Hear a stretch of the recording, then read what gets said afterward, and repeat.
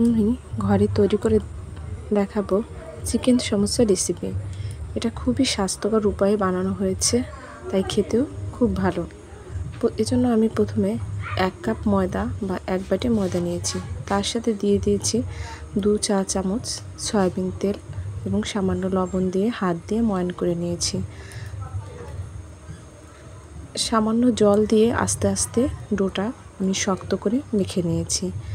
এই ডো থেকে আমি 4টি লেচি কেটে নিয়েছি, কেননা আমাকে 4টা রুটি বানাতে হবে।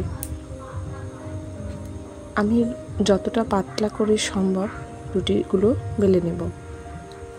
সামান্য ময়দা ছিটিয়ে আমি রুটিগুলো বেলে নিয়েছি এবং 1 চা চামচ সয়াবিন তেলের সাথে 1 চা চামচ ময়দা দিয়ে একটা গোলা তৈরি করে নিয়েছি। এটা রুটির মাঝে দিয়ে দিচ্ছি। এর কারণ হচ্ছে রুটিগুলো যখন আমি ভাজতে যাব তখন এমনিতেই এই রুটিগুলো খুলে আসবে।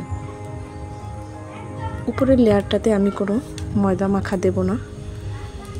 এবার আমি একটা ফ্রাইং প্যানে ভেজে নিয়েছি, এপিট-ওপিট করে হালকা ভেজে নিয়েছি যাতে রুটিগুলো ছেড়ে আসে।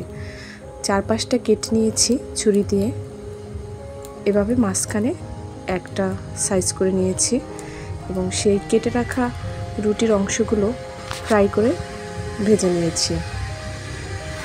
এরকম লাল লাল করে ভেজে নিয়েছি, এগুলোকে আমি উঠিয়ে নেব। এদিকে আমি পেঁয়াজ কুচি, মাংস সিদ্ধ, কিছু শুকনো মরিচের গুঁড়ো এবং ভেজে রাখা ময়দার রুটির টুকরোগুলো মেখে একসাথে একটা আমি পুর বানিয়ে নিয়েছি এবং সমোসার ভাঁজ দিয়ে এগুলোকে আমি ডিপ ফ্রাই করে আস্তে আস্তে ভেজে নিয়েছি। ভালো লাগলে অবশ্যই সাবস্ক্রাইব করবেন।